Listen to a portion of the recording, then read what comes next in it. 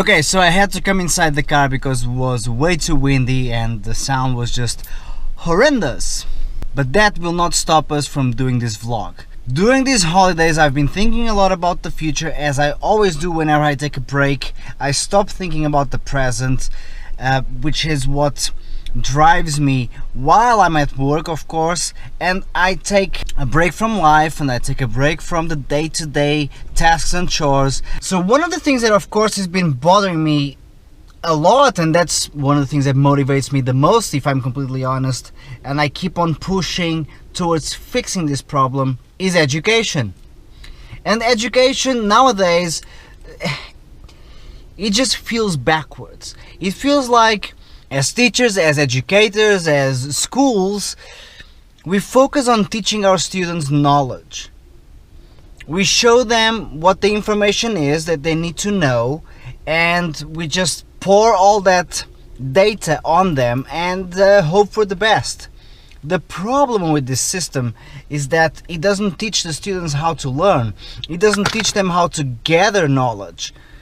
It just tells them what to know, but not how to know. My approach to teaching is slightly different. I focus on teaching students how to learn and how to acquire the knowledge that they need and want to acquire, and then how to apply it to real life situations. I do that with music, but it's really irrelevant what the field of study is.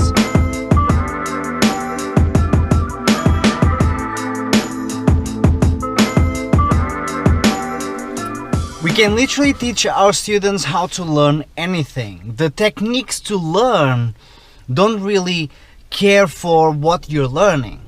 It's just how to hack the brain in order to acquire information, keep it, and then make it valuable, as in usable. So here's what I would suggest that people start teaching to students, let's say, of music. We have to teach them how to learn, first of all. Then we have to teach them how to think.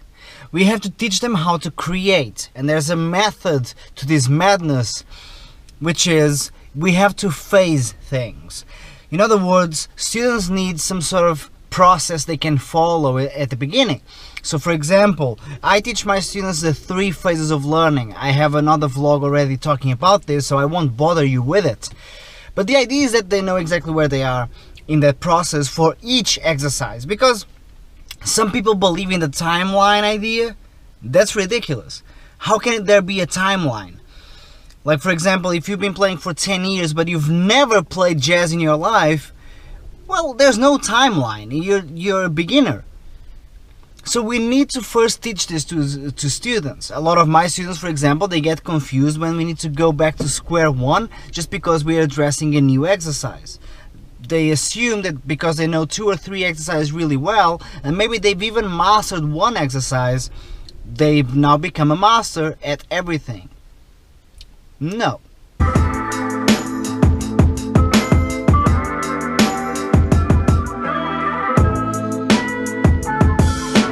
But please allow me to go broader.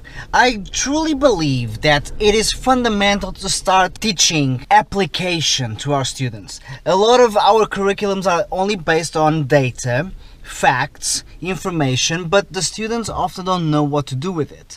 And that goes for music, mathematics, languages. It doesn't really matter. Students are not exposed to the application side of things until they go maybe to college or university, and then there's like this shock, because now they have to be professionals, but they have no idea what to do with all that knowledge that they've acquired in the last decade. It's 1 decade of data, but not how to use it or even how to gather more data. Let's understand something. To acquire data is basic. It's simple. There's no need for school for that. There's no need for university. There's no need for mentors.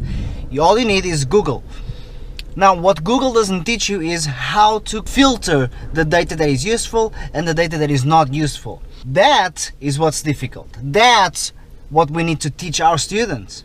If we don't do that, we will fail at the most essential job an educator has, which is to teach students.